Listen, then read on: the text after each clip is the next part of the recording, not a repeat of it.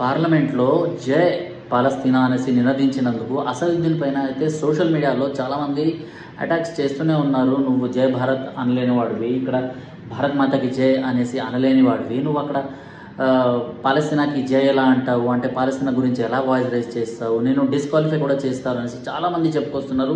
దాని గురించి మనం ఒక వీడియో కూడా చేసినాము. అయితే తాజాగా వీళ్ళ ఇంటి పైన కూడా అటాక్ జరిగింది. అది హైదరాబాద్ ఇల్లు కాదు, అది ఢిల్లీలో ఎక్కడైతే ఈ ఎంపీలకు ఇల్లు క్వార్టర్స్ ఇవన్నీ ఇస్తారో, సో అందులో భాగంగా ఏదైతే ఓవైసీకి సంబంధించిన ఒక ఏరియాలో ఇల్లు ఉందో, సో అక్కడ మాత్రం ఆయన ఇంటి పైన ఓవైసీ ఇంటి బోర్డు పైన అయితే నల్లని రంగు ఏదైతే మార్క్ ఉంటుందో అదంతా వేయడం జరిగింది. అంటే ఇంక్ మార్కులు అయితే అక్కడ వేయడం జరిగింది. అండ్ ఆయన గేట్ పైన ఇజ్రాయెల్ జెండా పెట్టేసి ఎవరో ఆగంతుకు వెళ్ళిపోయారు.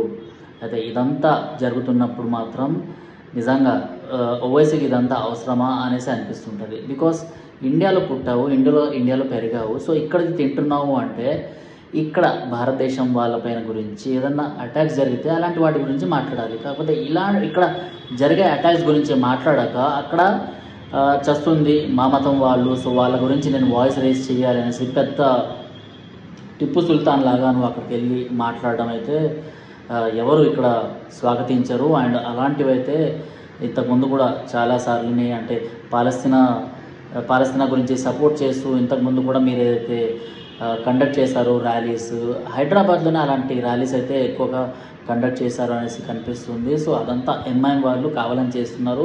ఇక్కడ హిందువుల పైన లేకపోతే పాకిస్తాన్లోని హిందువుల పైన ఏదైనా అటాక్ జరిగితే మాత్రం మాట్లాడని మీరు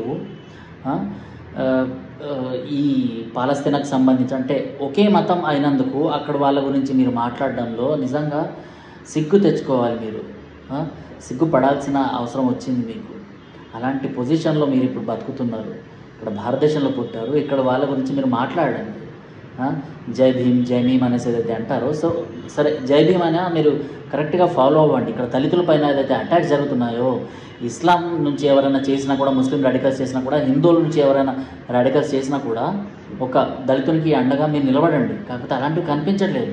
దళితుల పైన ఎక్కడైతే ఇస్లామిక్ రాడికల్స్ అటాక్ చేస్తారో దానికి అగేన్స్ట్గా మీ పార్టీ నుంచి ఎవరు రావట్లేదు. మీ పార్టీ నుంచే చాలా అటాక్స్ హైదరాబాద్లోనే జరిగినాయి. దాని గురించి మాత్రం మాట్లాడడానికి ముందుకు రావట్లేదు. కానీ పార్లమెంట్లో మాత్రం జై భీమ్ అనేసి మీరు అంటుంటారు. అండ్ ఇప్పుడు పాలస్తీనా మాట ఏదైతే ఎత్తారో, నిజంగా ఎవడైనా కూడా ఇక్కడ ఎంపీ అయినా ఎమ్మెల్యే అయినా లాస్ట్కి భారత్ మాతకి జై, లేకపోతే మన భారత్ని స్తుతిస్తూ జై భారత్ అనేసి ఒక మాట అయితే అంటాడు. బట్ అది కూడా మీ నోటి నుంచి రాకుండా జై పాలస్తీనా అనేసి ఒక మాట అయితే అనేసిండ్రు. సో ఇది మీరు ఆలోచించుకోవాల్సిన అవసరం. ఏ దేశాన్ని సపోర్ట్ చేస్తున్నాం, ఏ దేశంలో మనం ఉంటున్నామో, ఏం చేయాలి అనేసి బారిస్టర్ చదివినంత మాత్రాన, తెలివితేటలు ఉన్నంత మాత్రాన, మీరు రాజకీయ నాయకులుగా చలామణి అవుతున్నంత మాత్రాన ప్రతి ఒక్కరు మిమ్మల్ని ఫాలో అవ్వాల్సిన అవసరం లేదు అనేసి అయితే నాకు అనిపిస్తుంది. మరి మీకేమనిపిస్తుందో కామెంట్ బాక్స్లో తెలపండి. టిల్ దెన్ జై హింద్ జై భారత్.